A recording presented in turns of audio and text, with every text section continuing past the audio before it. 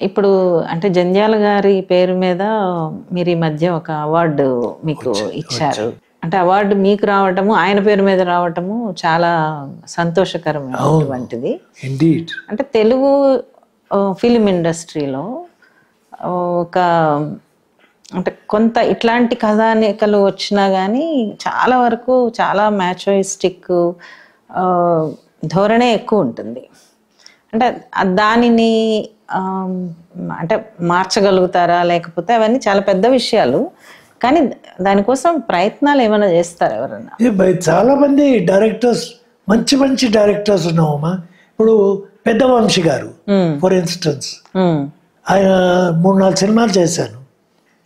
ఆయన వెళ్ళిన రోజు ఫస్ట్ టైం వెల్కోటి గారు జంధ్యాల గారు తీసినట్టు ఫిల్మ్ తీద్దామా అంటారు. విజయభాస్కర్ గారు నువ్వే కావాలి, వండర్ఫుల్ డైరెక్టర్. ఇది దీనిలో మీకు జంధ్యాల గారి టచ్ కనపడిందా అని అడిగాడు. అలాంటి డైరెక్టర్స్. సరే సీనియర్స్ సింగీతం శ్రీనివాసరావు గారు, కోదండరామరెడ్డి గారు, వీళ్ళందరూ. నువ్వే కావాలో కూడా hero heroine the first film అది కదా? ఫస్ట్ ఫిలిం తరుణ్ అండ్ అమ్మాయి, బాంబే అమ్మాయి, రిచా. అది కూడా అంటే చాలా యూత్ఫుల్ సినిమా. త్రివిక్రమ్ గారు రాసిండు కదా. త్రివిక్రమ్ గారు ఫస్ట్ డే పరిచయం చేసినప్పుడు, ఏం నాయనా నువ్వు ఈ కెమెరా వెనక ఏంటి ఎంత చక్కగా ఉన్నావు, అందంగా ఉన్నావు, కెమెరా ముందు రామన్నాను నేను. నవ్విండు.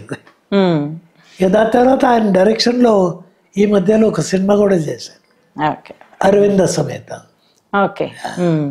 మంచి డైరెక్టర్ త్రివిక్రమ్, ఎక్సలెంట్. అండ్ అందులో ఎన్టీఆర్ జూనియర్ లీడు, తాతగారి పోలికలు వచ్చి డైలాగ్ పలకడం బ్యూటిఫుల్, చాలా బాగా చెప్తారు, చాలా బాగా చెప్తారు. అండ్ నరేష్ శ్రీవారి ప్రేమలేఖ టైం నుంచి ఇవాళ చాలా బాగా డెవలప్ అయ్యాడు. ఎక్సలెంట్ కమెడియన్, టైమింగ్ సూపర్, చాలా బాగా చేస్తారు. Very good actor.